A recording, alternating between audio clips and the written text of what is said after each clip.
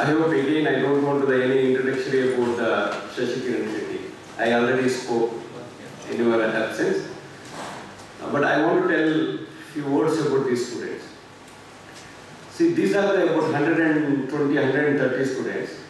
These are selected who want to listen your, they want to interact with you. And that is the way we selected. It is not simply told you come. We circulated about 3-4 days back and selected different, maybe a 4 semester, 6 semester, mechanical, civil, electronics is a combination. Very honestly, these are the students eagerly waiting, they want to make interactions with you. This is not at all a force. They are given total optional to the students. Because I don't want to believe the quantity, I always believe in the quality. So I can say these are the quality students who want to be here to interact with. Already I think you know about our institution, I don't want to talk anything more. But I already told the students, see, here is the person who started his career from zero, from this place, started his company about 30 years back, invested 25,000 rupees, is today worth about 4,000 to 5,000 crores, joined company, take over that company, took over. See, this is a different, you know, I think very rare opportunity where you people will get to interact. Otherwise, always we will listen or we will read. Only few people, few personalities like this. This interaction is a memorable in your entire lifetime. Very rare. So you are lucky. I told the students when I give the option. See, if the person is coming, this is, if you are interested, you tell me, otherwise I'll send the message already delayed. Because after 12:30 you have no class. After 12:30, in the last 4 to 5 hours they are waiting for you. Then I asked them, are you interested before talking to them? They told, no, sir. He sent the message, whether I need to come because already late. The same thing I communicated to them. See, this is I got the message. If you are interested, I can invite him. If you are not interested, physically you are mentally somewhere, I don't want. Because he is very busiest person, he wants to spend some time in his personal life. That is also we are literally taking him. So I explained it, I taken their opinion, everybody told, I given the option, anybody want to go, let they can go also. That is why everybody was in that, they are very eager to interact with you. And also he has made it very clear, we don't want to take any speech or anything. Whatever you feel it, it's totally free. You can ask the questions. Whatever the questions, he is ready to answer. Because I little bit change it. Otherwise what happened, I am preparing, I don't know whether you will like it, whether you want to know or things. Simply I will do 1.5 hour lecture and I am going. Now, no. Whatever you want, ask us. He is ready to reply. Okay? Thank you, Sashina, once again, because your support, that made us. When I requested him to be one of the backbone to the institution, because no institution is, only few people know if you are one building how much the pain is there. If somebody want to take that responsibility, we will feel free. Because our intention, we want to make one of the best institutions, and we want to make a best human beings and want to give to the society. I don't want to say about engineers. I want to make a first, our aim is to make a good human beings. So I need your support. Once again, thanks, Sashina. I think forum open, I think few words we can speak it, then we'll. Thank you very much.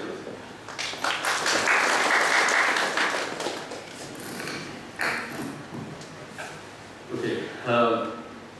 First of all, my apologies for being late.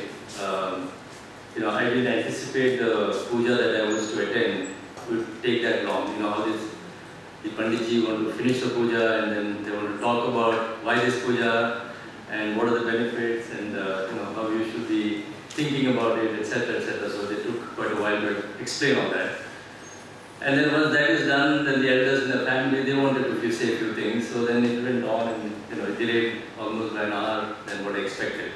So then the lunch, and it was in a place called Shetty, and the road condition there is so bad, and especially the place where I was, there was no signal also, so there was no way I could communicate with you before. So soon after lunch I left, and as soon as I was able to call, I called. So that's the first thing first. Secondly, I think I sincerely, very, very sincerely believe that you people are extremely fortunate to be studying in this university and this college, and to be able and passionate and very commendable work that Manjunath is doing, not because he's my friend. I think I haven't seen many people who dedicate so much to build an institution, and the amount of energy and the amount of time that he spends in thinking about what he can do more for you people, and not only for your own self, and he also thinks a lot about the nation. And I think that is something which is very, very important and paramount, that while we build our life, our career, never forget where we belong to, never forget our family, our parents, our peers, and our nation, most importantly. I know that a lot of us, after study, go abroad and want to have a better life and settle down there. And many times, some people also forget about our own country and adopt that culture and stick around in another country. Nothing wrong with that, but I would say, as much as possible, think about your country, think of your institution. Once you pass out, be as good alumni as possible, and work for the society and for the nation, which is the second most important advice I want to give you. And thirdly, very quickly, I want to tell you who Shashi Kiran Shetty, right? I always also feel very, very emotional when I talk to students, because I always think about my own student life when I was studying in a small college in Bantwal. I come from a very, how do I say, very well-known family in a place called Bantwal, just outside Bantwal town. My father was, like him, was an AICC member. Again, very dedicated for the party, very dedicated for the nation. And he was one of the old good congressmen, like him. And my uncles were in the business of dealing in general goods like rice or wheat. Or we used to have a shop. We used to have a couple of mills, one of a rice mill and an oil mill. We were a big family. We were about 21 of us between the three brothers, and we grew up in a joint family. And so my college was, my school and the college were just about 10-15 minutes away from my home where I used to stay. And staying in a joint family was a great experience. I can tell you. There was fights, but there was a lot of love around, and there were different characters. I think at a very young age, you get to know how to live with different types of people, different types of personalities, boys, girls, sisters, cousins. And in those days, I think culturally, this part of the country was highly, how would I say, highly enriched, and lots of bhajans and cultural events used to happen, which of course I'm sure it is happening even today. But I was very fortunate to experience all that. And while I was in the college, I was not a normal student. I was not bright, but I was extremely mischievous. I used to participate. I was an all-rounder. I used to sing, I used to play cricket, and I used to study. But I used to study only 30 days before the exam. So my mother and me always used to have issues at home. So anyway, I passed out, I did my graduation, and as I was doing my graduation, our family business was not doing so well. So then I had to go out looking for building my own career. If probably my business were to do well, probably I would never have left Bangalore, because I always loved this place. First 1 year I was in Bombay, I was extremely, how do I say, lost. All my friends were here, and I was very much wanted to come back, but something kept me there. And after 1 year, first 1 year was a struggle. My job was not that great. So 1 year was very, very difficult. I came back after 1 year. I stayed almost for a month, and then I went back. And after that, I never looked back. Things started falling into place. My job, I used to work for a shipping company representing a foreign shipping line. And the first time ever I saw a ship, I never knew about shipping, never knew about port, because here there was no exposure. Mangalore was the port, but it was a small port at that time, and I had nothing to do with the port anyway. I was studying here, so I enjoyed. I must tell you, I really enjoyed my job. The shipping industry was extremely good.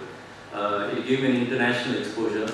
I learned about shipping, what are the implications and the complications of shipping business, because there was shipping laws, there were multiple issues that you had to deal with about the cargo discharge. The ships need to be turned around very quickly because the ships are very, very expensive assets.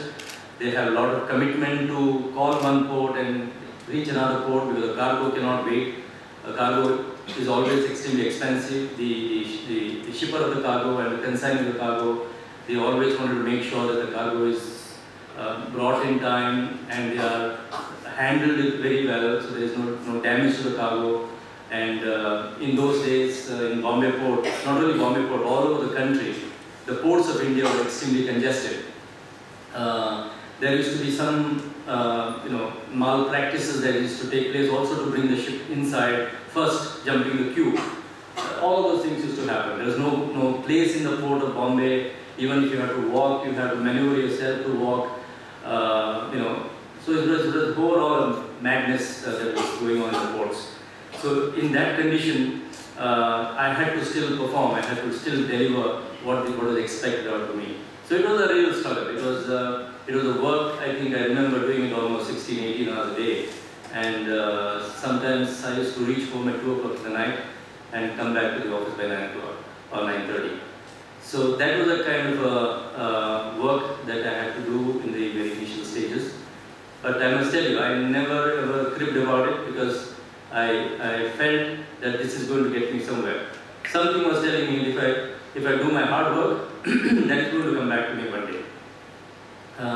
Also, sometimes I used to really wonder whether this is going to happen. These are all good in theory, but does it really going to happen? But I somehow stuck on. I enjoyed what I do, fortunately. I worked hard. You would be surprised, when I started my career, my salary was 400 rupees. So I worked for 2 years for that company, altogether 3 years. And in the third year, I decided to change my job to another shipping agency company. And that company, the only reason I decided to change, or two reasons why I changed that job. One was the company where I used to work for 3 years, they lost one of their major business. And whatever business they were able to get, they were not the kind of the business what I was dealing with. When I say they lost the business, we were representing one of the very big shipping company based out of, it is owned out of Switzerland, but they were operated out of Hamburg in Germany. So that business was lost, and that company was sending regularly their ship to India with containers, and they used to take back Indian cargo in containers again. It is called the liner shipping business. In shipping, there are two types of shipping. One is the liner shipping, and the other is a tram shipping. So in liner shipping, what happens is the ships will come irrespective whether the cargo is there or not. So they come on a regular, like how the bus service starts in the morning, and they reach the destination and they return again. So one type of shipping is about coming every time, irrespective of the cargo or not. But there's another type of shipping where the ships are fixed on the basis of the cargo availability. Generally on a liner shipping, you have small quantities of cargo, like a 50 ton or 100 ton or maximum 300 tons. But in a tram shipping, you always have 10,000 tons or 50,000 tons or 100,000 tons. So there you need parcels, you need one full shipload. And when you have one shipload, you charter that ship and use that ship for a period of time to take the cargo from one destination to the other. So in shipping, again, you have containerized cargo, which is general cargo, which normally goes into raw materials. There may be things like textiles, there may be things like chemicals, there may be things like footwear or perfumes or electronic goods or furnitures, and those are the liner shipping which move generally in containers. In those days, those are also used to move in general cargo ships, but since the 1980s or 85, you now only have containerized shipping. All the general cargo which now gets containerized for two reasons. One is because containerization means your cargo is far better secured, and the cargo gets ready before the ship comes in, because the containers are always left behind the import cargo. The import cargo gets discharged, the containers become empty, and then the export cargo gets loaded onto that container, and those containers come near the port and they are waiting for the ship to come. So the ships turn around in 2 days or maximum 3 days. But in a general, if you bring the same thing on a general cargo, that used to take you days to get it loaded. So that means the ship used to stay that longer in the port. So that I told you, shipping is always about how quickly, how well you use your asset. If you use your asset well, you get more money, or your investment pays you back. Otherwise, you might lose money. So that's very, very important. So coming back to shipping, so liner shipping and the tram shipping. In tram shipping, you have ships which carry oil cargo, which is your crude oil or your refined petroleum or diesel. So that is on the liquid side. And also you have edible oil. The edible oil what we eat daily, so they also get imported a lot. So those are also coming tank ships. And then you have also the bulk ships. In the bulk ships you carry iron ore, you carry coal, you carry sulfur, you carry the fertilizers and things like that.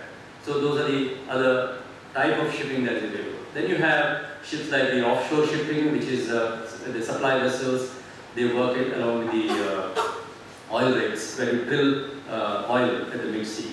So these are the type of shipping that was there. So coming back to my career, so I joined this company called Bantwal.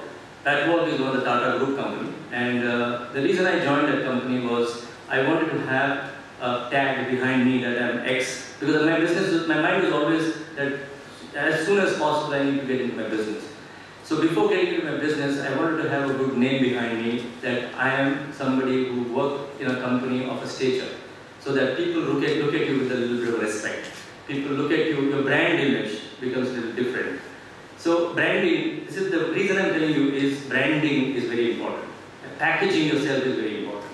You may be very good in studies, you may be very good in your dressing, but you have to deliver, you have to talk properly, you have to dress well, you have to communicate, you must understand what's going on, you must be well informed about what's happening in the country, what's happening in business, what's happening outside India. As much knowledge that you gain on a day-to-day basis is extremely important going forward. Not just, you should not think that I studied engineering or did my master's and I stopped learning. Never. Don't ever make that mistake to think that getting out of college is stop learning. What you learn probably is 5% of what you're going to learn in your real life. So never ever stop learning. So and then, like in addition to learning, also try to brand yourself. Okay. So that's the reason I joined Tata Group, and I worked there only for 1 year. I learned a lot. Actually, when I joined Tata Group, I was again feeling like a fish of water, because the 3 years of my involvement in my first job gave me a lot of exposure of shipping. I learned my real shipping in that company. But in Tata, when you join, you become one among the hundreds of people there. So you have to work in a very structured way. You have a limitation for everything. You can only do so much. You didn't have to work so late in the night, because there was a whole lot of workforce. I had to go sometimes in shift. I have to come only after 5 o'clock in the evening. All those things that I really was not very happy about. So I made up my mind that I must do something on my own. So when I started, what do I do? It's good to think that you need to start on your own. I decided to get into the transportation business because I saw that as an opportunity. Many of the people in our industry have gone into what we call as freight forwarding or custom clearance.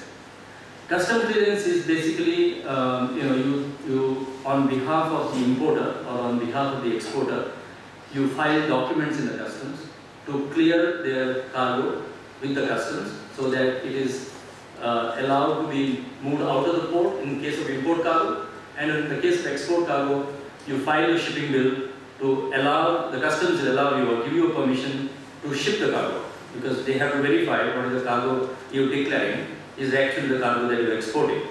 And the same way, when you import the cargo, they need to verify whether you are bringing the same cargo what you have declared. Because different cargo carries different tariff. The custom duty is charged separately or differently for different types of cargo.